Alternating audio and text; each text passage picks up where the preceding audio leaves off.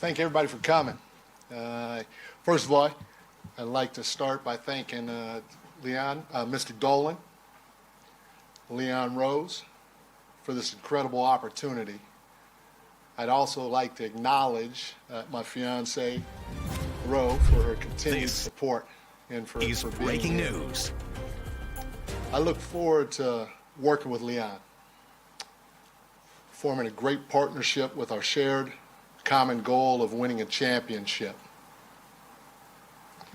I'm honored and excited to be the new head coach of the New York Knicks.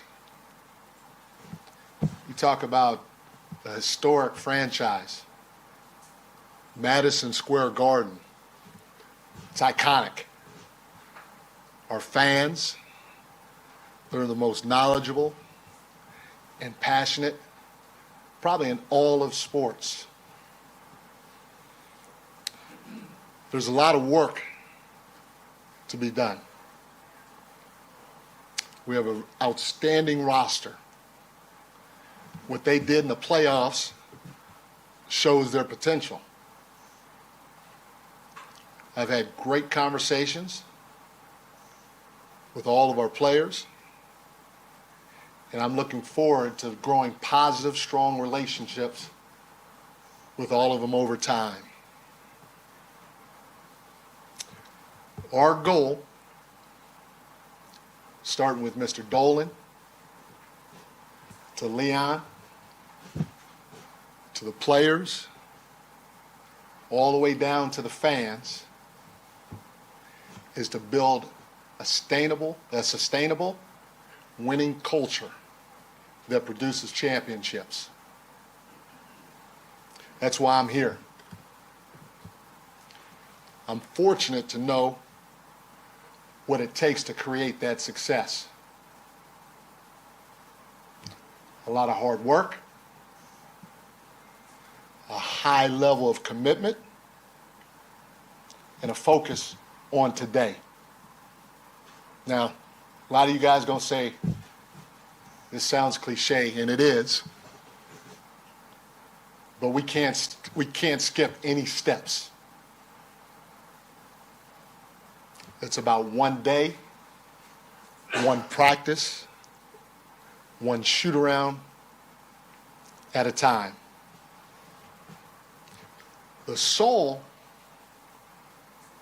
of our identity when it comes to culture is going to be based on a trust that's centered around sacrifice, a connectivity, a competitive spirit,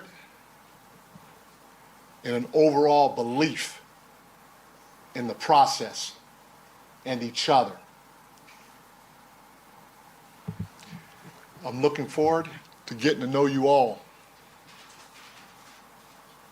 but there's a lot of work to do, and I'm ready to get started. Okay, now we're going to open up for the questions.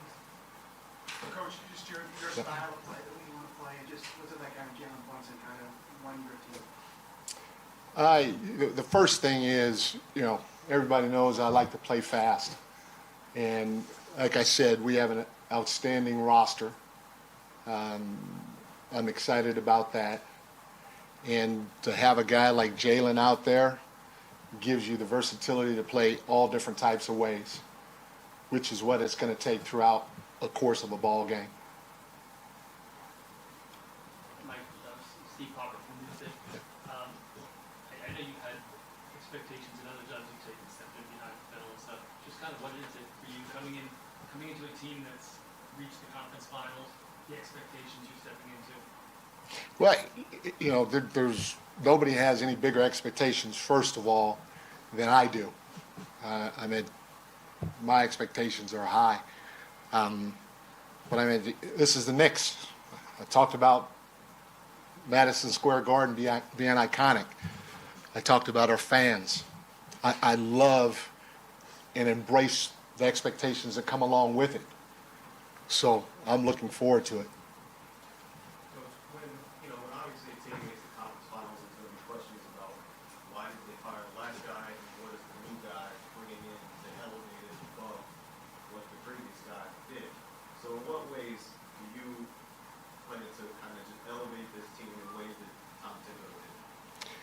Well, first of all, Tom is a tremendous coach, and he is a friend of mine. But I don't want to get into the past. I'm just excited about the roster. I'm excited about the things that we're going to put in place here and where we can go with the guys that we have. Mike, how's it going? Christian with New York Daily News. Welcome to New York. Thank you. In terms of championship caliber, good basketball, how do you define that? What is your vision of good basketball, particularly with the pieces you have on both sides of the floor? Well, it's a twofold question. What I've experienced, and I said it in my opening statement, I've been to 6 finals with 3 different teams, and the commonality that they all had is they all sacrifice for one another. They're all connected. The connectivity, it's at the highest, and it starts with ownership on down. They all have a competitive spirit, and there's a high level of belief, not just in the process, but each other.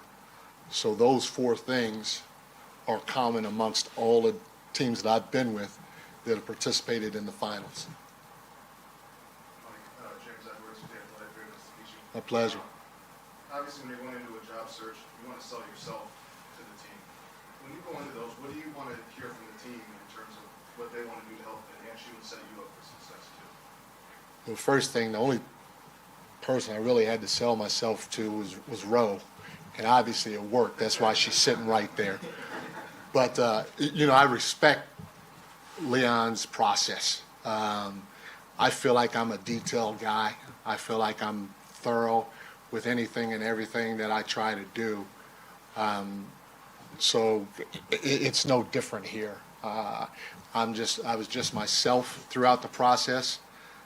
Had great conversations with Mr. Dolan, obviously with Leon and his group, because my whole thing is I want to form a partnership with him to do this together. It's impossible to do on your own, and obviously the outcome is exciting for me because I'm sitting in the seat that I wanted to be in. Mike, how are you? Chris Herring from ESPN. Nice to meet you. My pleasure. One of the things that stands out a lot from the job you did in Sacramento and just generally is I think you're seen as a coach who holds his guys accountable. And obviously you coached under Pop. And what does that look like for you with star players and your willingness to kind of hold them to account? What does that look like given that so many of the players had tight relationships with the last coach and a group of them played in the same program in college? Like, what does that look like to you to ask for accountability? What does it look like to this group? Well, in general, I think that is a part of my job. It's one of my values is accountability, but not just for the players, and even for myself. I expect people to hold me accountable. But at the end of the day, it's about relationships. It's about the trust that I talked about.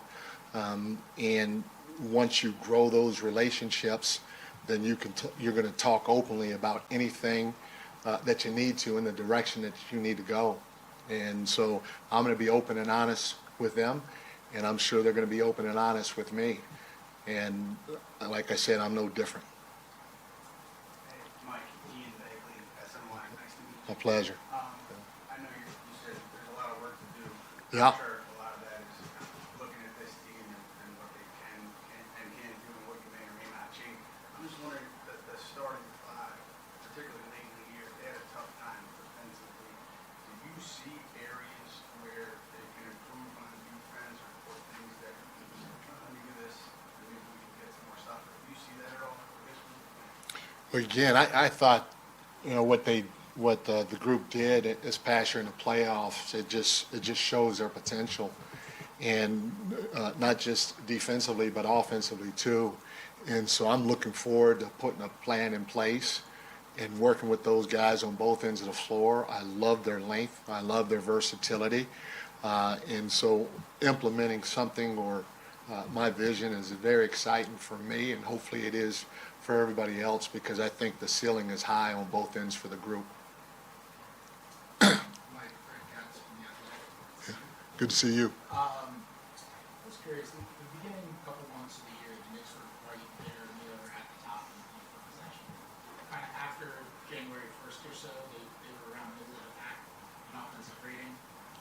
what did you see from watching them in the second half versus the first half of the year of kind of stuff that you can clean up a little bit and more schematically, how do you feel like the offense can get that level where it was with the Celtics basketball this last game? You know, like I said, you know, I thought Tom Thibodeau did a great job, and the guys did a fantastic job last year.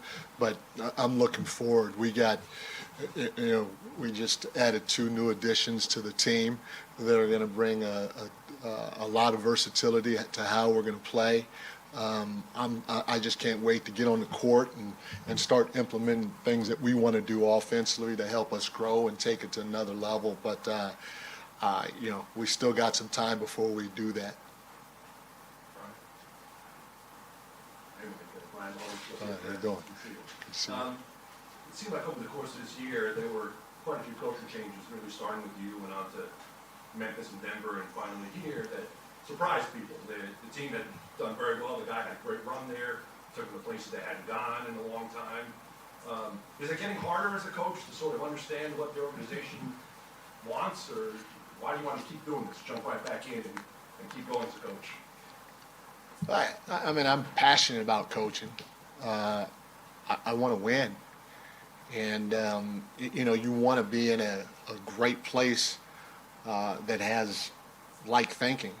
And so I know for me, especially speaking with Mr. Dolan, speaking with Leon, and I have a history with Leon, knowing who he is as a person, knowing that I'd love to partner with him, and then looking at the roster. And the reality of it is, Rose said, we better move to New York because I'm a foodie. So when you combine all those things, it was a no-brainer for me.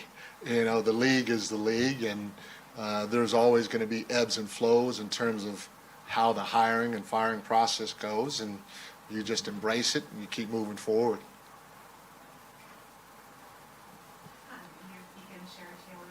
Congratulations on the new goal. In Sacramento, your first year, ending the playoff drought, what do you bring from that experience here in your first year? You know, I learned a lot, not just in Sacramento, but throughout my entire career. I'm a firm believer that if you don't evolve, no matter what profession you're in, I'm sure you guys feel it too, especially some of you guys that have been around for a long time. Okay, I'm not going to say any names. I'm just pointing out that way. I'm not saying any names, but for some of you guys that's been around a long time, and you feel the young bucks. I'm not pointing it or saying it. You feel the young bucks clawing at the back of your heels, and so you know, learning, growing, evolving throughout the course of your time of where you're at is something that I'm a firm believer in, and I can't just pinpoint one thing, but I know I appreciate my time in Sacramento. I appreciate the fans there, and I appreciate the opportunity that Vivek gave me to run his team. I want to kind of piggybacking on that. And Okay. the idea of evolving. I mean, basketball has obviously evolved from when you first started as a coach to Yeah. now. Just how have your views on basketball changed, considering how the game has evolved, and considering your experience. You mentioned Golden State, you guys won a bunch of titles. Just how has your view on basketball changed with the game? It's changed in a lot of different ways. I mean, I can go far back. My first bench job was with the Washington Bullets. They were still called the Bullets back then, and we were playing at the Cap Center still in Landover, Maryland. And you know, we had Chris Webber and Juwan Howard and Tracy Murray and all those guys, Tim Legler, and you know, you learn a lot from not just your experience as a coach with the other coaches there, but also from the players. You know, when I was in San Antonio with David and Tim, it was about playing inside out. And now, fast forward to my time with Steve, it's about pace and space. And that's where the game is. And like I said, if you can't evolve, you're going to get left behind. And so I feel like I'm trying to do that, and hopefully we'll be able to bring some of that here. Mike, Rod Rubin from Newsday. Pleasure. A question about the Eastern Conference landscape. Some of the high-achieving teams have suffered crippling injuries that could affect them in the coming season. How do you see the Knicks as they stack up in the conference landscape? Well, first of all, you don't ever want to see anybody get hurt, especially like the way those guys did. Excuse me, that's unfortunate. Throw basketball out the window. That's just unfortunate for them as individuals, and on top of that, for their families and organizations and all that other stuff. But there are a lot of good teams out there.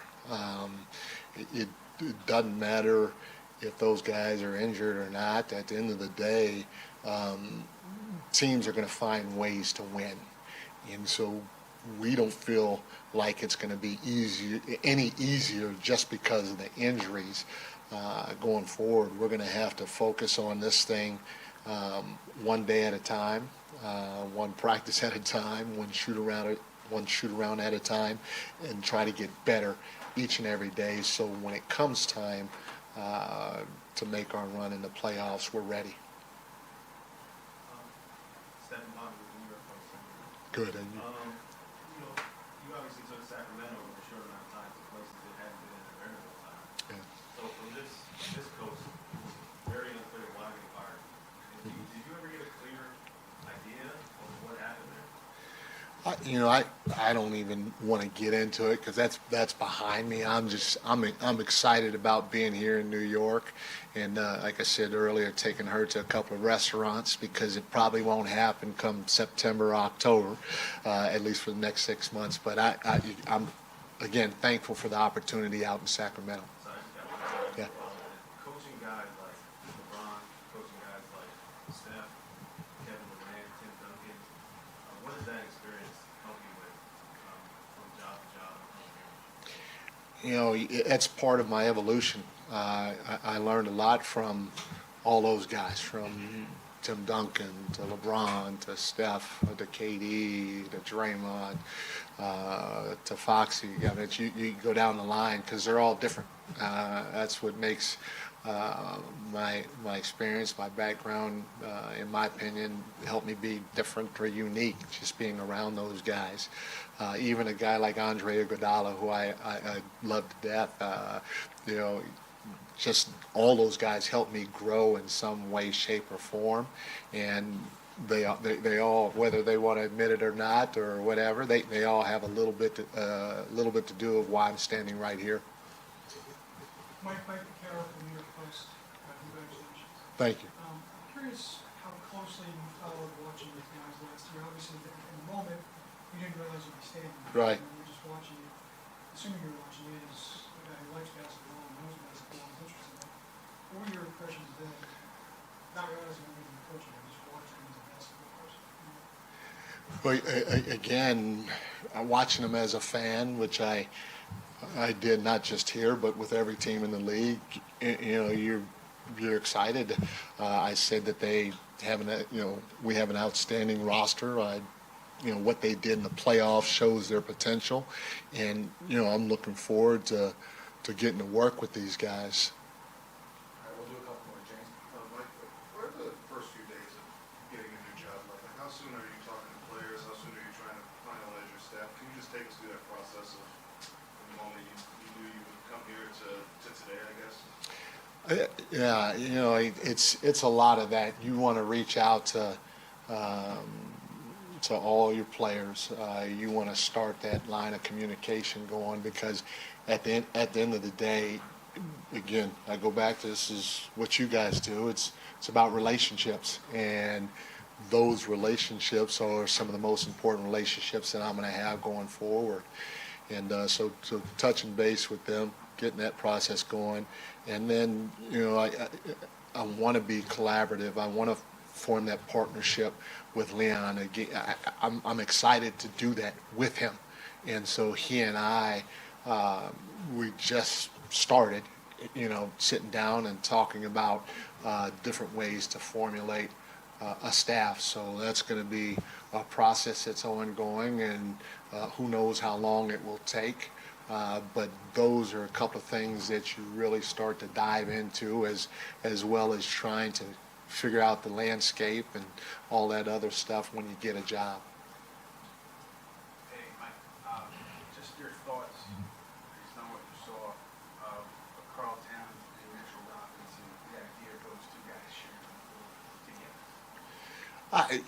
Once I get my staff together and we dive more into it, we'll figure out, all those types of things. I'm excited that they're both on the team, obviously, because they're two different players. Mitchell's a vertical threat. Cat, as you know, is a space threat. And so to have the versatility that those two guys bring to the table is going to be a lot of fun. Last question.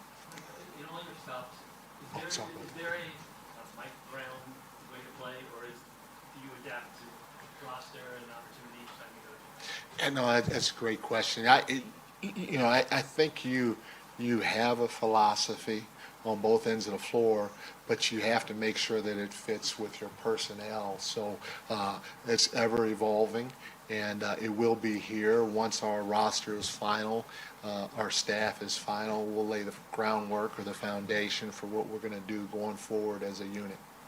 Thank you, everybody. Thanks, Coach. Thank you, guys. I appreciate it.